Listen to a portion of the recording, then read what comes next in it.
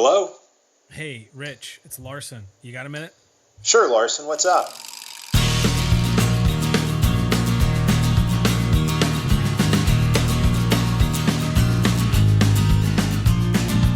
Hello and welcome to the Got a Minute podcast. It's me, Larson Hicks. I'm joined by what's the wording of that? Joined by.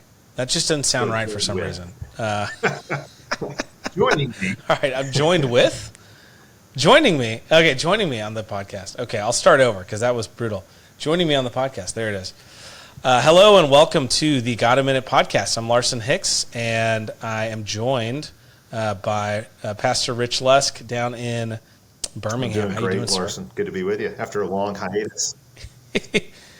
I know it's been a long hiatus. I took a leave of absence, sabbatical kind of thing from church, and was asked to like fully take the time off and put the podcast aside for a minute. So that's been good. It's been like 6 weeks or so since that happened, and you and I have just been running and gunning. You've been marrying kids off, and I'm shipping kids off to college and family vacations, and just kind of been crazy. So I'm really pumped that we're back in it.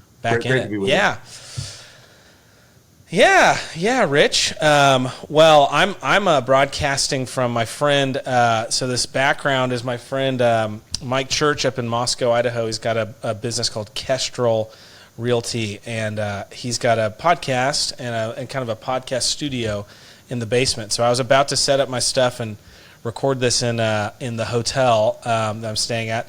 I'm in Moscow because I'm dropping my son off for college at New St. Andrews.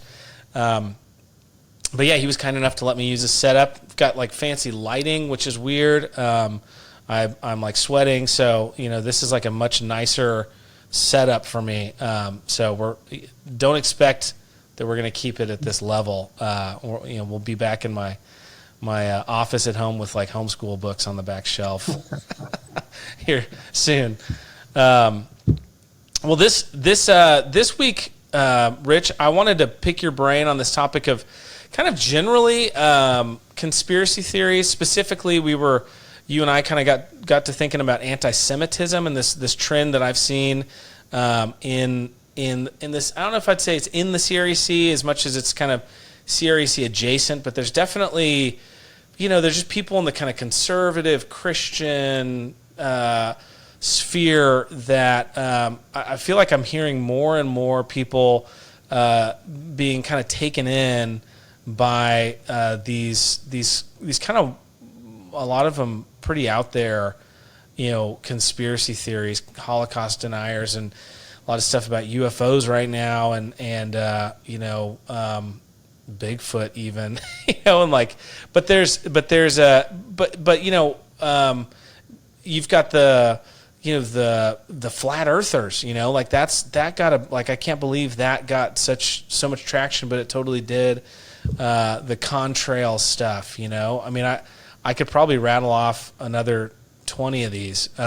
Just seems like there's so many out there, and it seems like I don't get why the people in our circles who I think are generally like tuned in, to what's going on in the world, why is it that they're falling for this stuff so much? Like, why are they being taken in by this stuff? And is there something we can do about it? Is there something we can, is there some sort of paradigm that we can, or heuristic we can use to try to gauge like what do we, what's legitimate, and what is something that's out there that we should that's stay away really from? good. I mean, I think you are putting your finger on something that is happening. Now, I would say I have not really seen this so much in my circles, like the buying into all the conspiracy theories that are out there, or especially the anti-Semitism thing. I have not seen that, although I've seen it in some. I've certainly seen it on occasion on the right and been disgusted by it. Haven't really seen it in the circles that I'm in, denominationally or otherwise. But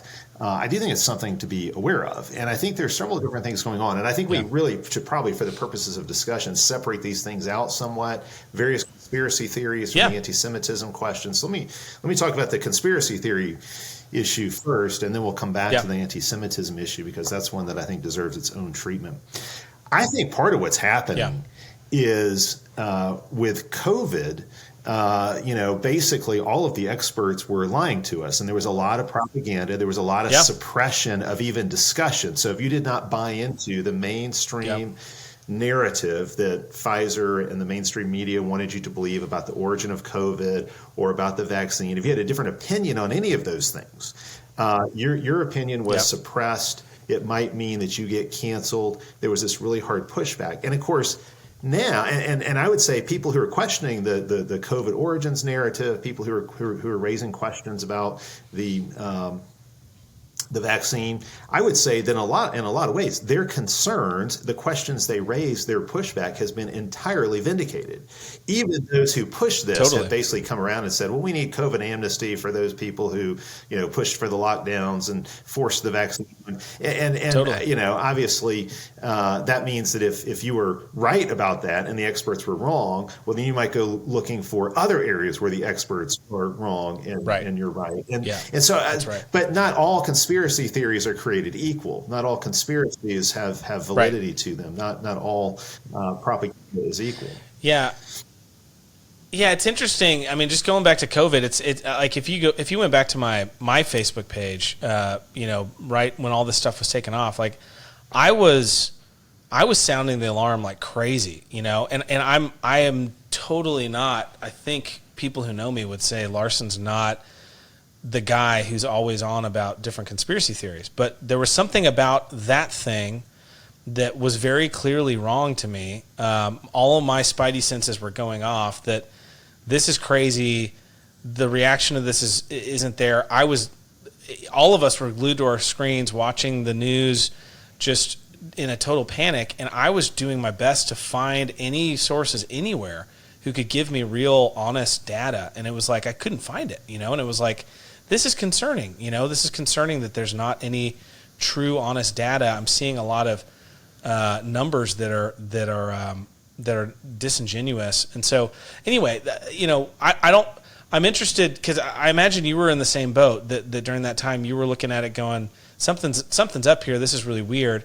I didn't have a conspiracy theory about all the powers, all the machinations of the global elites that were trying to reduce population or shut down our economy or whatever. I certainly think there were a lot of different people that benefited in various ways from this thing, and people kind of capitalized on this opportunity in various ways that were potentially nefarious. But I didn't feel like a conspiracy theorist during that time. I felt like I was just a citizen who was trying to point at some real obvious stuff. But you're right that right now I think everybody who is throwing shade at the vaccines and at all this stuff is feeling vindicated all of a sudden, and sort of emboldened in some ways to double down on all the other conspiracy theories that they've been. Well, I think everything has to be taken on a case-by-case basis. I don't think you can say because the mainstream media got the COVID narrative wrong, therefore everything else they say is false. Yeah. That doesn't follow. You have to take these things on a case-by-case basis. Yeah. There were several things about COVID that made me suspicious, and I won't go into all of them here because they've been well documented elsewhere. It's probably the same for me as anybody else. Sure. But there were several things. One is alternative opinions being silenced. In a heavy-handed kind of way, that made me suspicious. It's like truth is never afraid of discussion.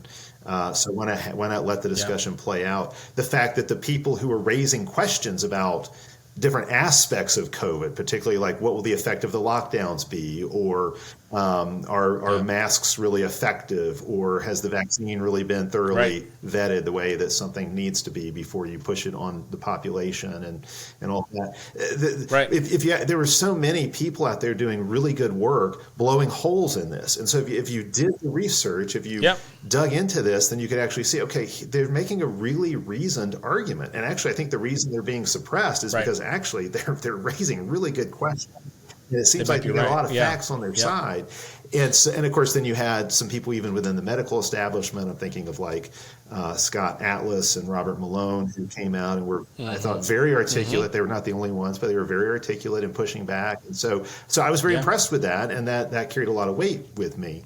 And so that's why I couldn't buy in totally to this. But here's the thing. When that started to happen, you would have memes. You would have memes out there that would say things like, what should you say to your conspiracy theorist friend? And the answer is, sorry, you were right. Okay.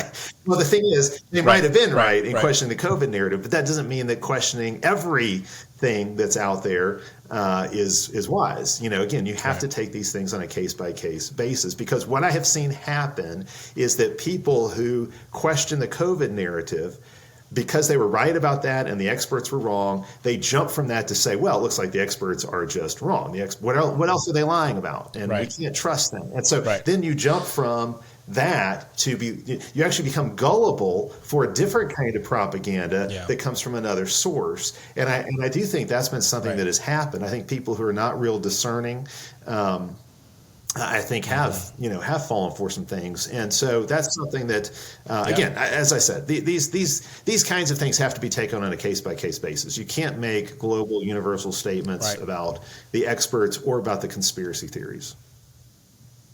Right.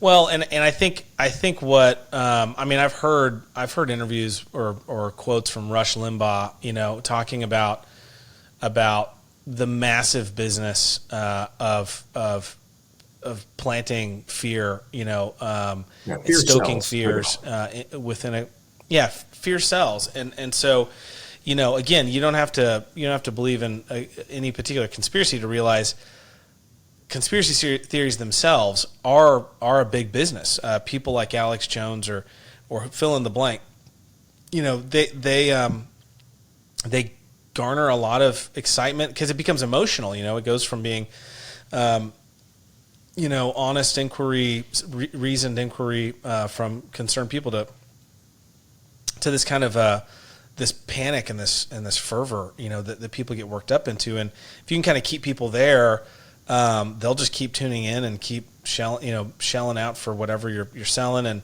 And so I do think that a whole segment of people, kind of got into this. And like you said, I think the established sources of truth, media, the academy, churches even, unfortunately, companies, big companies, so many of these companies or these organizations, these groups, these sources of authority in our society, really let their guard down and just drop the ball and undermine their credibility. And so now there's this void. There's this void for a lot of people whose heads are spinning. They're going, I thought I could trust all these different sources, and now I don't know if I can trust any of them.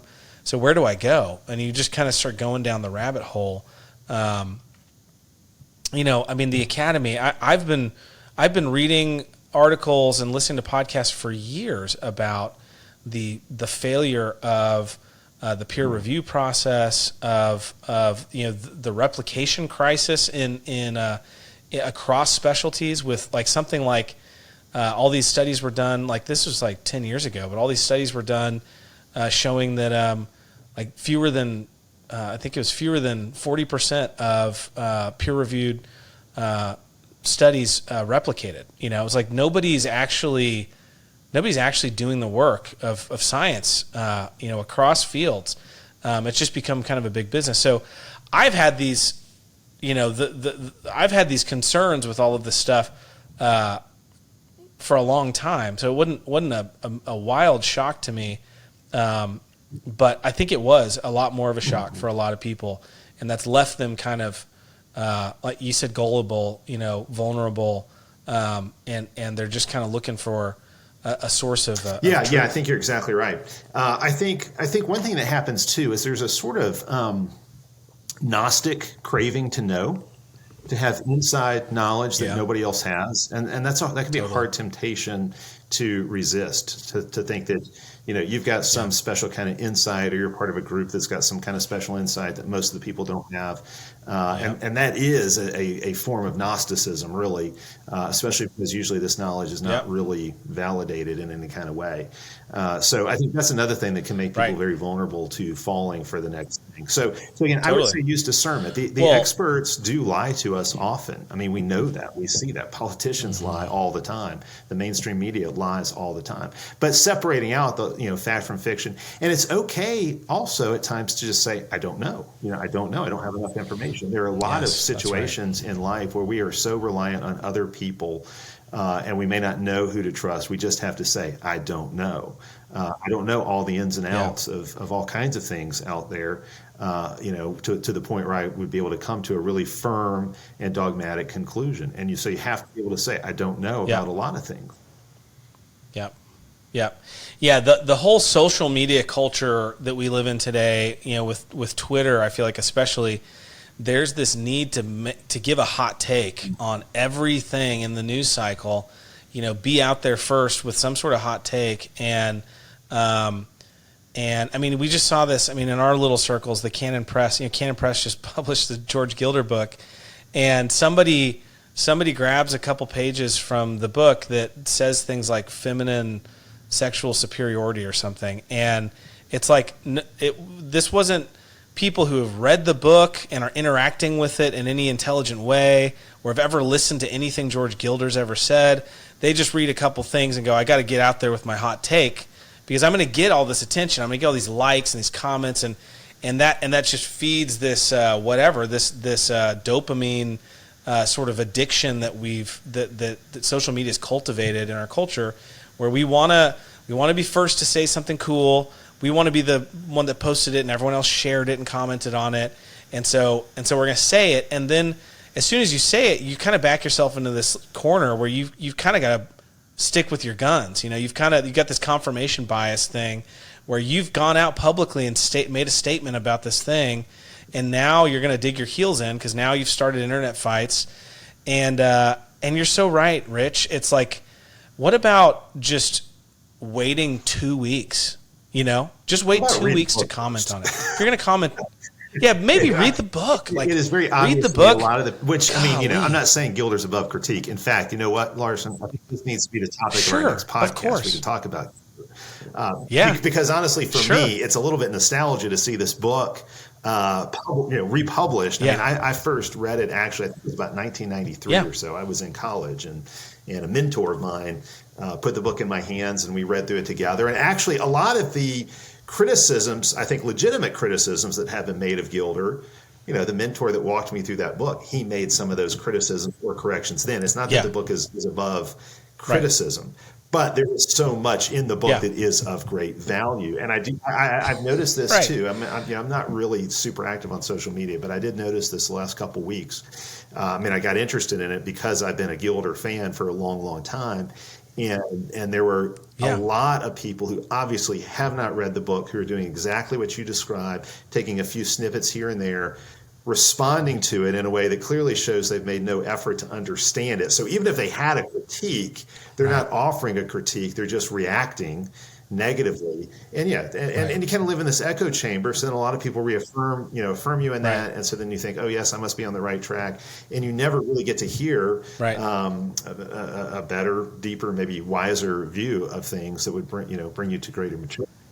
So totally. That's unfortunate. Totally. Yeah. It's so funny. It's you and I have talked about, what is it? Eggs are expensive. Sperm is cheap. Like just a lot of the even Jordan Peterson. There's all these people outside of the church, for the last couple decades who have been thinking about feminism and thinking about its origins and making really great, solid observations. And Gilder's one of those people. Gilder's, my view, a national treasure. The guy's a brilliant man. Has done so much good work and that's the other thing. That's the other thing about our culture is like everyone's an expert, and what are your credentials? Well, you have an opinion. That's your credential for being an expert, right? And and then there's like the egalitarian thing, in our society. Like we think about that a lot of times with respect to gender roles, right? But it also, I see it more pronounced in the fact that there is no hierarchy. There's no class stratification, whatever you want to call that. There's no sense that there are some people who deserve my respect, who if they're in the room, I should stand up, or if they're in the room, I should shut up and let them talk because they're. Someone just told me a story yesterday about some economist took Milton Friedman to lunch and afterwards picked up the tab and after he paid the bill, he said, "Look, Milton Friedman, maybe there is such thing as a free lunch, right?" And he said, "That wasn't free. I had to listen to you the whole time." You got to love an economist with a sense of humor because it is, as they say, the dismal science. Right. But it's like if you got Milton Friedman at the table and you're talking, like you are a fool. Like you should shut your mouth and let that man talk. Ask him questions. But yeah, it's just like that's the world we live in. Is everyone's an expert. There's no sense that anybody, a pastor or a scholar, deserves any respect. But it comes back to what we're talking about. It's like there is no. We don't know who to respect and who to trust, and so it's all become flat. And so now anybody with a microphone or a computer or a Twitter account can get out there and if their take is hot enough, interesting enough, worded cleverly enough, it's going to get all kinds of traction, and that somehow translates to credibility. Like, well, this got a lot of likes, so this must be something that a lot of people agree with. Well, here we are, to kind of pick up on your economic, you're using an economist just a moment ago to sort of pick up on that thread. The question always is what is being incentivized and what is being penalized. And so when it comes to social media, what is incentivized and what is penalized? I can tell you that all kinds of salacious imagery is incentivized on social media. So you get more and more of it, say on Instagram. Careful thought versus hot takes, like, careful analysis versus immediate emotional reactions to something. Well, it's that immediate reaction that gets incentivized, and the careful, thought out response to something gets really penalized. It gets largely ignored in social media. So, and that's obviously not everybody who's on social media, but that's the general trend. And so you get more and more of this, and it just kind of snowballs. And that's why I sometimes wonder if social media is not just going to be the biggest disaster we've ever seen for our society. I know. Well, I think there's also so there's kind of a cocktail of different influences, that I think kind of, you get the right combination, and I think it becomes more and more potentially dangerous. And one of those is like kind of the worldview thinking mindset, right? I mean, there's been great people, for hundreds of years who have been advocating this idea of taking every thought captive and really applying the lordship to Christ to every aspect of life and having a full-orbed, Christian worldview. Great, right? But there is this weird kind of tweak on that, thinking that someone who buys into that concept thinks, well, therefore there must be a Christian, TM, official Christian position on absolutely everything at every time. So you're getting out there wanting to know and wanting to confidently represent, what's our position on this one, guys? Like, what's the Christian worldview position on this? Where you and I know, I mean, there's not a single topic under the sun where wise, God-fearing scholars of all stripes are going to disagree, are going to completely agree 100%. There's not a official position, but I think there's kind of the worldview thing, the homeschool thing, the classical Christian thing. I think there's a lot of people who think, well, if I just teach all my kids all the correct positions on all the things, that's going to equip them to be able to think about everything. And it's not it doesn't work that way. Like what a good education is trying to do is instill, first and foremost, humility. This humility that there are so many great thinkers out there, and woe is me. Before I say anything, I should go out and sit at the feet of the masters to hear what they have to say about it. But you add to that, I think I mentioned earlier, I think post-millennialism, I'm a post-millennial guy. I believe I have an optimistic view of the future for the planet. But, there again, you've got this right now, again, I think kind of in our little circles, you've got this this ethos of like, we're going to take over everything, we're going to take over government, we're going to take over business, we're going to take over media. And I'm like, on the one hand, great. Yeah, that's a good thing to aspire towards. But how is pretty important. How do you take over everything, right? And how did Christ take over, right? Yeah, it's by serving, by loving, by growing in wisdom, and a lot of times that means starting at a low level and working your way up. You don't go run for president if you don't even know how to run a small town or a county, kind of thing. So yeah, absolutely. And I think you're right about worldview thinking. I'm all in favor of Christian worldview thinking, and I think it has done a lot of good. Of course. And all you have to do is be around somebody who rejects it for a while to see why it's so necessary. So I completely agree with that. I think the kind of work that, say, Cornelius Van Til and those in his train of thought, or even Francis Schaeffer did, very helpful. But I do think there is a tendency in some Christian circles for worldview to become a substitute for wisdom when really we need both. Yeah. Worldview works great when you're dealing with really black and white kinds of issues in social issues, cultural issues, moral issues, that kind of thing. But we need wisdom to deal with a lot of aspects of life and culture that are not so black and white, or that just have additional layers of complexity. And so I think sometimes we focus so much in certain Christian circles on worldview to the neglect of wisdom that it actually becomes counterproductive. And we actually end up with this overly simplified, overly simplistic view of the world and of reality, and it can actually be dangerous. So I think that there has got to be, we've got to do both. We've got to pursue Christian worldview thinking and think about what a Christian philosophy might look like, but then we've also got to pursue wisdom, which means paying close attention to the details of the biblical text, but also it means careful observation of the world that God made, and not just in your sort of limited sphere, but across the centuries. There's a lot of accumulated wisdom that builds up over the generations. And sadly, in a culture that rejects tradition and that refuses to honor elders, a lot of that wisdom, accumulated wisdom, is going to be lost. Right.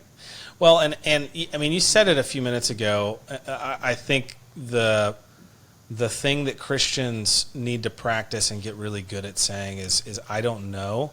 And also, I don't care. And that's a wonderful response. Often it is. It's a wonderful position to take on so many things. You know what? I am not interested in that.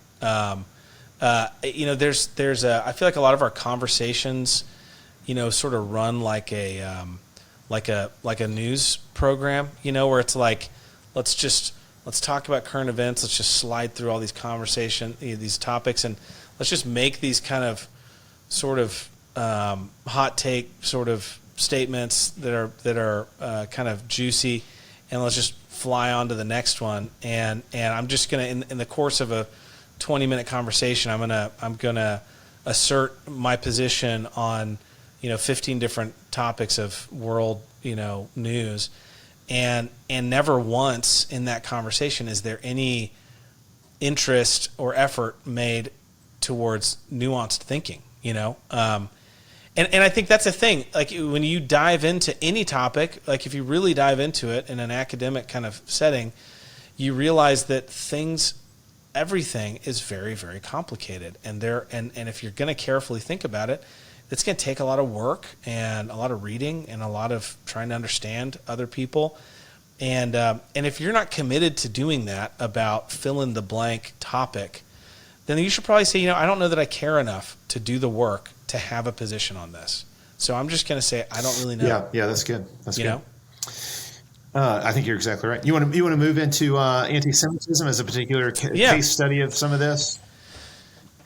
Yeah, I mean, we had so as a just to kind of set the table a little bit. We had we saw last summer. I think it was White Boy Summer was kind of a thing. Hashtag White Boy Summer, and there was some weird racism stuff in there. It was kind of like, if the world gets to be proud about being gay or gets to be proud about being a minority or whatever, then we're going to go ahead and be proud about being white.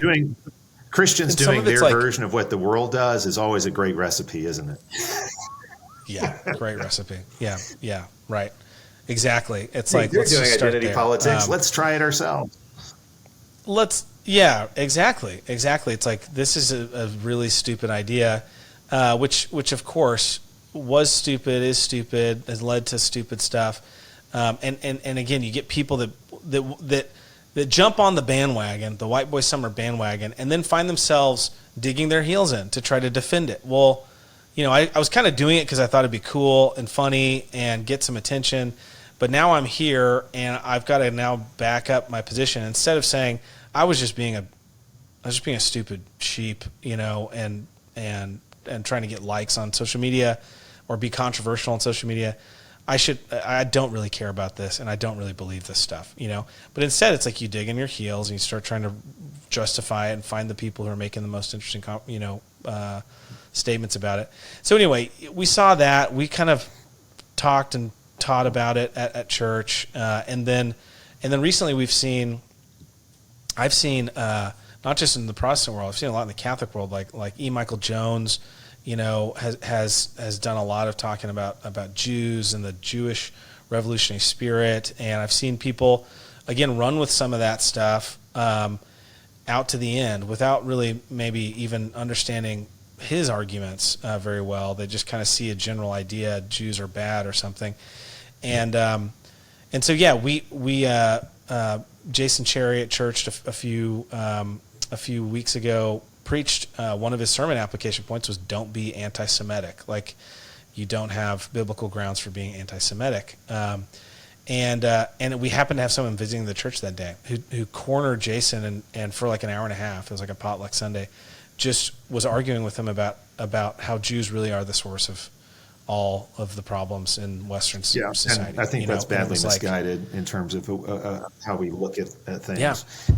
I'll say a few things about this. First of all, anti-Semitism does pop up in various places. Okay, I think there's actually more anti-Semitism on the left than on the right in America, and I think I could point to various ways in which you see that in terms of how the Palestinian question is understood and whatnot. I think it's a bigger problem on the left than on the right, so we'll say that. But it has popped up in what is sometimes called the alt-right or the secular right, which I think is still very fringe. But, if you're already suspicious of mainstream culture, you're open to all kinds of fringe things. And again, some things on the fringe are really right and wise. Okay, I mean, saving sex for marriage is kind of fringe, right? But I'd say that's good. But anti-Semitism could be considered fringe too, and it's really bad. But it's important, I think, to understand why it's bad and why it happens. I think some anti-Semitism is actually just driven by envy. Doug Wilson made the point one time, and I don't even remember where this was, but I thought it was a smart point. He said the thing about the Jews is they are, and this was his terminology that I really liked. He said they are a high performance people. And I think that's right. They are just, we can just say genetically speaking, culturally speaking, they're gifted people. That's not to say there aren't other gifted people groups and whatnot, but I mean, they obviously are. And that's why they tend to excel whatever they do.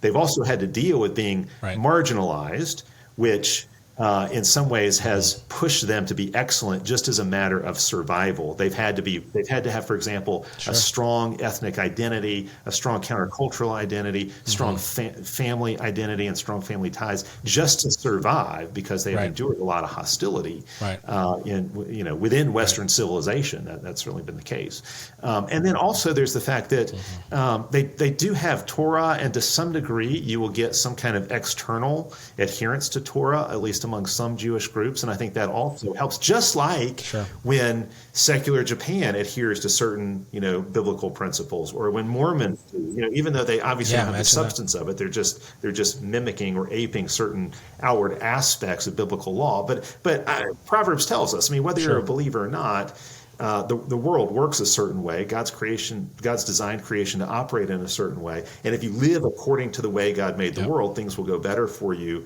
than if you rebel against the way God made the world. And that's true for everybody. Absolutely. Obviously, as Christians, we should excel in living in accordance with the divine design. But non-Christians sometimes do that to some degree as well. And I think therein lies the appeal of somebody like, say, a Jordan Peterson, who can dole out a lot of advice that's quasi-biblical to young men.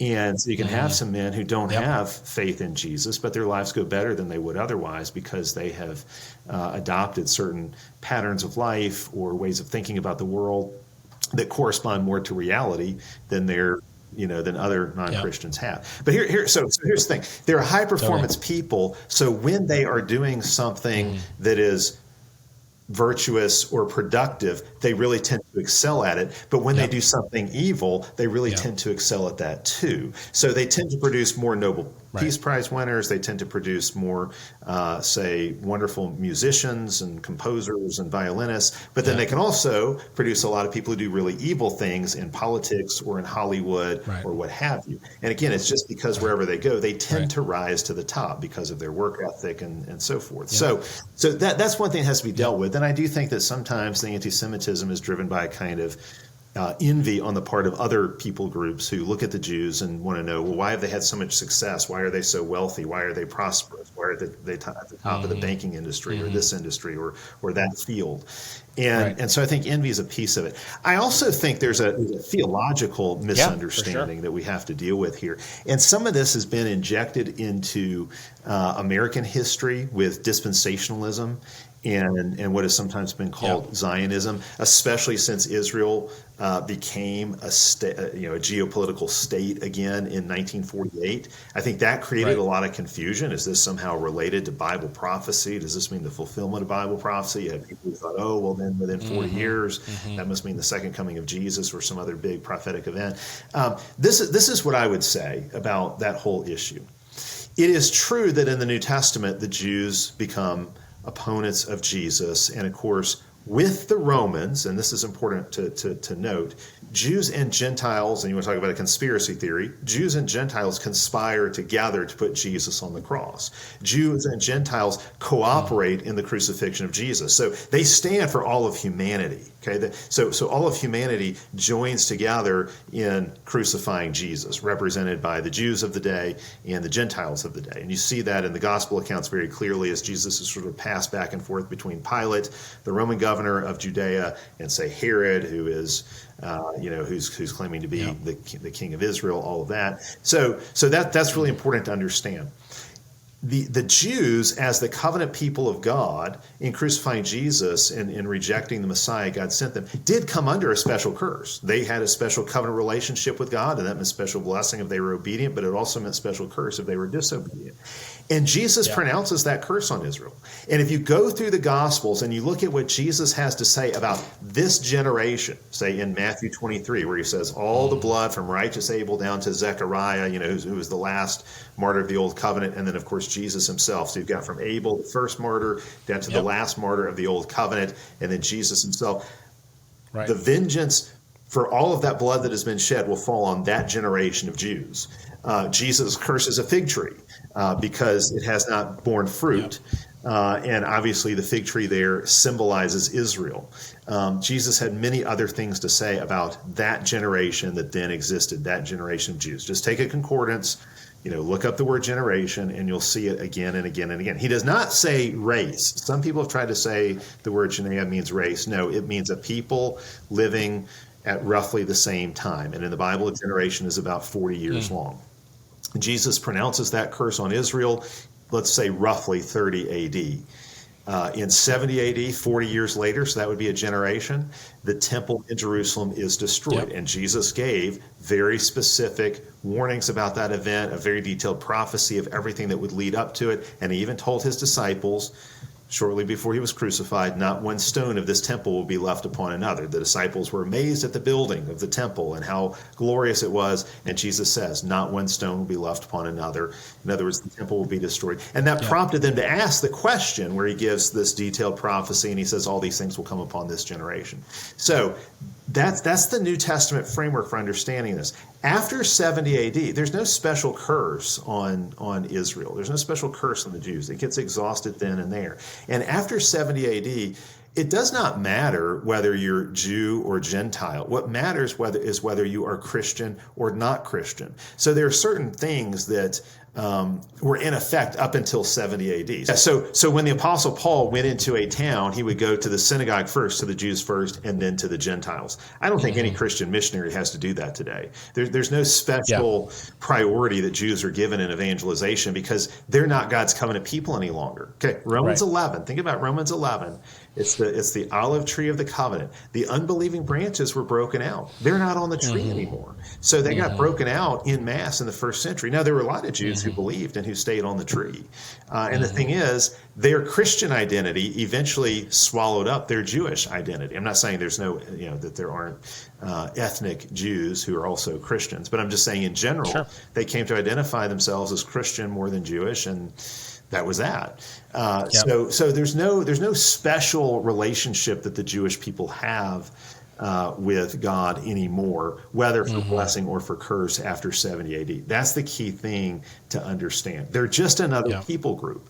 Now, there are people who, in Romans 11, when you come to the end of that passage and Paul says, for all Israel will be saved, there are people who take that as that's what happened in 70 AD. All the Israelites of the first generation that God wanted to save, they were saved, and that's incorporated with the Gentiles. That's all Israel there. And there are others who say that's future. There's some future conversion of the Jews that is to come at the last day, and maybe even at the end, kind of to cap history off, because the Gentile Christians will be so prosperous that will provoke. I talked about being envious of the Jews. That'll provoke the Jews to jealousy, and they'll convert.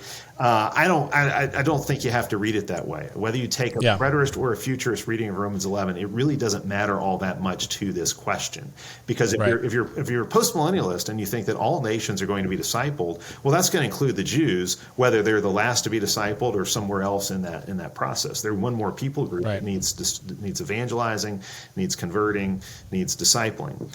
So that I think is a really crucial thing to understand. But there's a lot of confusion, especially because of dispensationalism, over the Jewish people, and whether or not we say, the Jewish people in Israel, the geopolitical state of Israel, some kind of special treatment, and if treating them in a special way will somehow bring us the blessing that God promised in Genesis 12. I'd say no. I'd say they need to be treated like any other nation. We should ally with them or not, depending on how much that serves our interests as a nation, the same way we would with any other country. Frankly, there's a lot about modern-day Israel to not like. They really don't allow Christian evangelization over there. It's a very secularized, pro-LGBTQ society. Of course, that sounds a lot like our society, but still, they do have some things in common with us culturally, just because of their various connections there that have created some cultural synergy.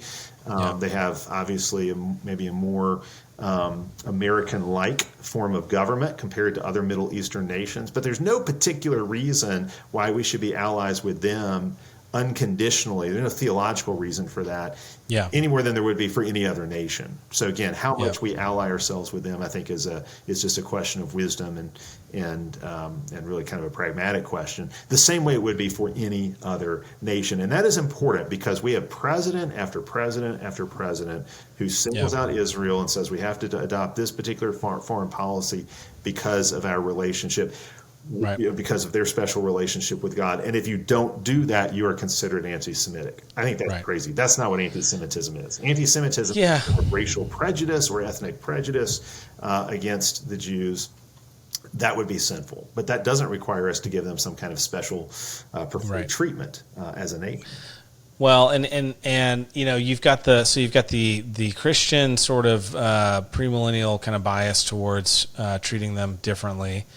And then you've got, you mentioned that there are high performance people. which is just objectively true. If you're paying attention, I mean, that's, if you read the conspiracies will reinforce that fact. Yeah, they're controlling a lot of things, media and government, and yes, it's true that when you see a man who is skillful in his work, he will stand before kings. This is a proverb. If you have people who are high performance lawyers, high performance media, whatever it is they're doing, yeah, they're going to have a greater influence on politics and on different things, on the culture, than the rest of us. The charge is not there must be something nefarious going on, and let's try to root it out and expose it. The charge should be, let's do that. Like, let's have the kind of skill and virtue that lends itself to. But again, there's also this laziness. We want to grasp, again, kind of coming back to the post-millennial thing. Like, we want to grasp for that power and that influence now. We want it now, but we haven't done the work. You haven't done the work, culturally, to earn the right to rule. We don't have the right to rule because we don't know how to take care of ourselves. We don't have that. And it's like, if we actually believe Scripture, if we believe the Proverbs, then yeah, what do you think having a couple 1,000-year head start as a culture, adhering to Torah, like, what do you think that's going to do for a people? Like, of course, if we believe this stuff, then we would agree. Like, of course, this people group is going to have a huge head start, on, my ancestors not too long ago were, painting their faces blue and raiding villages. It's like I'm not very far removed from that, and so I'm starting in a different place. You and I, probably are starting from a different place. If you just look at it from a big picture historical perspective, than Jewish people are, and that is an advantage. It's a real advantage, But thank God we've got access to Torah, we've got access to the law and to the gospel, and we get to raise our kids up in it, and start to see that have its effect on our culture as well. The one other thing I would say, and I think all that's right, the one other thing I would say is that anti-Semitism, like any other form of quote-unquote racism, is a form of identity politics. Yeah. And because it is a form of identity politics, it's going to automatically end up catering to the left, even if it comes from the right. It's going to create that dynamic, and it's going to be counterproductive and destructive to anything that the church wants to do. Identity politics is always destructive because it's always divisive, and it always makes the mission of the church that much harder. It creates more to overcome. So think about this. Think about how difficult it is for Christians to, in some cases, say evangelize blacks, for example, because of the history of racial animosity. Sure. Yeah. So so any people group that you antagonize in this kind of way, if that's even remotely associated with Christians, then it becomes that much more difficult for us to carry out the mission that God has given to us. So I think any form of identity politics is really a violation of love your neighbor as yourself. And that's true of its identity politics in the form of feminism, which is gender identity politics. It's true of its LGBTQ identity politics. It's true of its white-black identity politics, BLM identity politics. It's true of its anti-Semitism. Any form of identity politics makes what we are called to do as Christians much more difficult. It just gives us one more obstacle to the gospel we have to overcome. Well, you're right. You're right. And I mean, I think we've got to keep just doubling down on, I find it so funny that the left is obsessed with race, and we're constantly saying, this is, you're calling wolf, you're crying wolf about that there's no racism, here. It's this boogeyman that you're pursuing. And then at the same time, here I am, a conservative Christian, trying to tell our constituency, guys, stop being racist. Like, this is racism. There's no other way to, because that's one of the questions you got to ask. What do you mean by Jewish? Who are Jews? Like, who are you talking about? Are you talking about just people who adhere to Torah? Are you talking about people that ethnically have Jewish, blood? Like, there's really no way to escape the fact that we're just talking about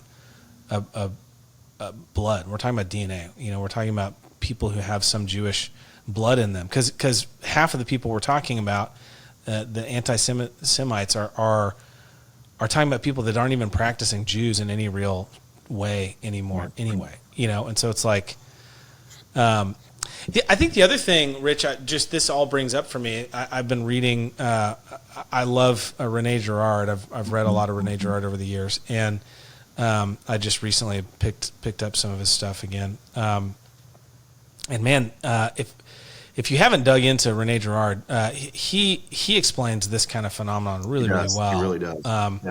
And this is this mimetic contagion, this force in a society to deal with the tension. I would say it's the tension that's brought about through sin, through unreconciled sin. But this tension builds in a society, and the old solution since Abel was to kill someone. To kill someone, right. Find a scapegoat. So Girard would say, that was that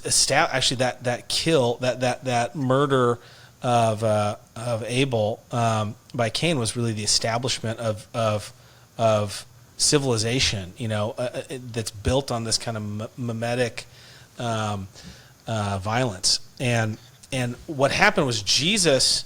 You fast forward, this phenomenon worked. You had tension, you had disagreement, you had this stuff starting to boil over. You found a scapegoat, a victim, you killed him, and you put all the problems on that person, and it worked. It worked. It had this cathartic effect, and it kind of reset things, and everybody kind of, okay, we dealt with it. We dealt with the problems, now it's gone. That worked for centuries until Christ came, and for the first time, you have a truly innocent victim, and the story, the myth, if you want to try to put it in that same category of the kind of founding story, actually identifies with the victim. Instead of the victim being an actual scapegoat, we actually realize this victim was truly innocent and exposed this mechanism. But you see this mimesis, this mimetic contagion spreading. It does spread in the Jewish community, but it also spreads to even Christ's disciples. So Peter is denied. Peter, of all the disciples, is swept up in this conspiracy against Jesus. Right, the whole Jewish community and Roman folks got swept into it. Like, let's just kill this guy and that'll deal with it. And even Jesus is, one of his closest disciples, he gets swept up in it, and he denies Jesus and joins the crowd, basically. And I think the point of that story in Scripture is to show us not that Peter was such a failure, but to show this is such a powerful force in the world, that even somebody like one of the apostles could get swept up in it. And so I think we need to see that mechanism at work in the world around us, because it is ultimately satanic, I believe. It's this Satan is the accuser. This is the work that Satan does in the world, and the work of the Holy Spirit is the comforter. He is the advocate.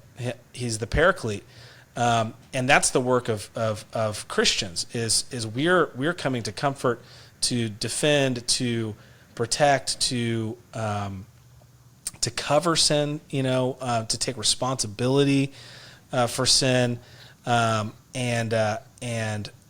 so when we start to see the teeming masses getting riled up about, we see it with Trump. Trump is like we talk about Trump derangement syndrome. He is. That's mimetic. That's this mimetic thing where a society wants to just put. You talk to some of these anti-Trumpers, and it's like he's almost a supernatural. They've elevated Trump to he has way more power than like a god. They want to kill him because they think he is actually causing all of the evils in the world. It's all Trump, And I think us on the other side of it look at it and go, "You guys are crazy. What's wrong with you people?" And it's like, but we'll turn around and do the same thing.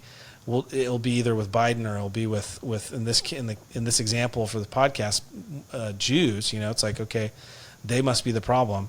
And I just think we need to see it and go, Christ came in large part to expose that mechanism so that the church would not be taken in by it. Yeah, Christ was the only and really last legitimate scapegoat who really could bear the sins of the people and then bring peace. Yeah. When I started out talking about how anti-Semitism is really driven by envy, that's really a Girardian point.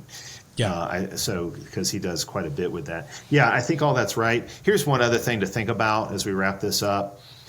Sometimes Jews have been treated in a hostile way because they've been accused of being Christ killers. Down to the present day, they're treated as Christ killers. That was even in the medieval period. That was a common accusation around the time of the Holocaust. That was when charge was brought against the Jewish people. They don't deserve to live because they're Christ killers.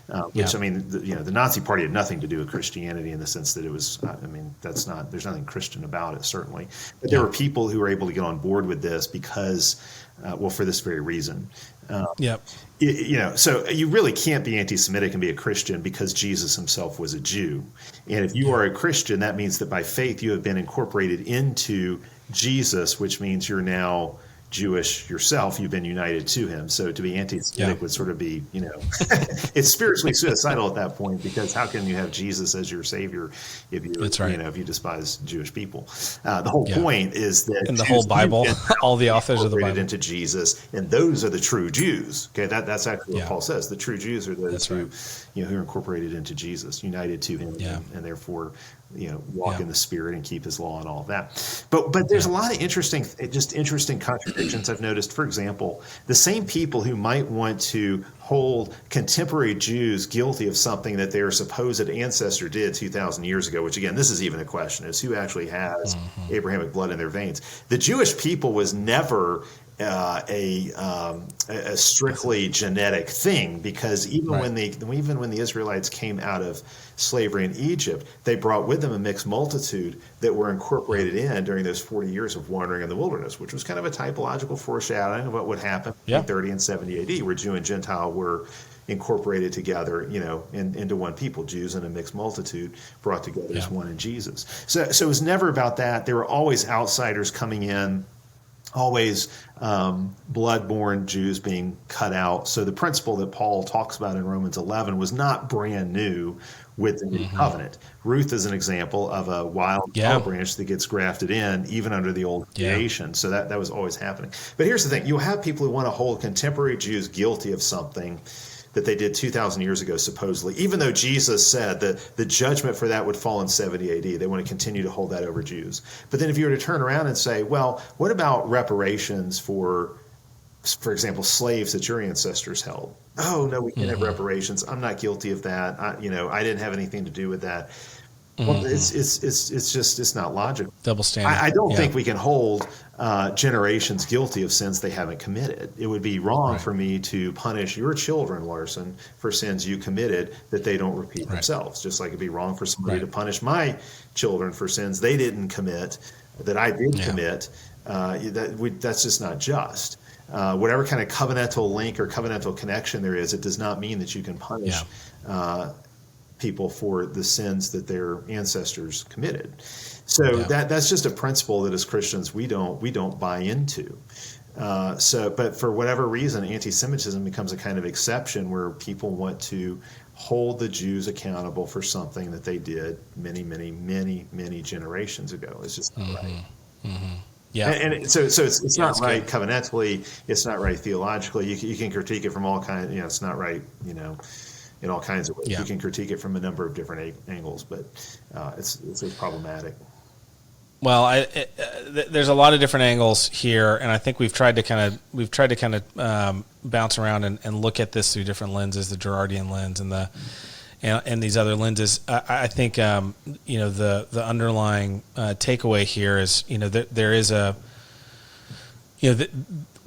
don't be taken in by the they call it dark patterns. The social media machine is kind of designed to stimulate engagement through hot takes and controversies and arguments and debates. And so don't be taken in by that. Don't be taken in by this kind of a sloppy, kind of sensational news cycle kind of approach to everything. Having a Christian worldview doesn't mean you have a informed opinion on everything. It is good and okay for us to say I don't know. It's good and okay for us to say I don't care. It's good and okay to say I haven't done the research, so I can't really say. It's a great thing to say I'm going to defer to my pastor on that one.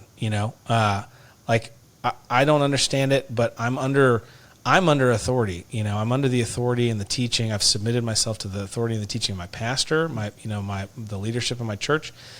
And if they think this is something I need to be concerned about, then I will do something about it. But I'm not hearing anything from them, and I'm not gonna sweat it. So yeah, I think there's a lot of other things to say here. The mimetic thing. I mean, that's a whole episode probably. But he's he does talk about how one of the side effects of Christ, he didn't come to bring a sword, or he didn't come to bring peace, but a sword. It's like this violent mimetic thing. It actually got worse after Christ because it's been exposed, and so it's almost been diluted. The effect of it's been diluted because now we as a society identify with the innocent victim, and we no longer are able to just be convinced that the victim was the source of problems. So the dosage has to be increased. So instead of there being a scapegoat, it requires us to scapegoat an entire people group. So you have the bourgeoisie and Marxism, right? And you have the identity politics stuff that we've been talking about. You have anti-Semitism. You start to instead of us being able to satisfy kind of the mass, the tension of the masses through a single sacrifice, we now need to see a whole people group wiped out, or a whole class of people taken down a peg. And it's all in Gerard, this stuff. And yeah, we just got to be on guard against this stuff. That's great. Yeah, that's good.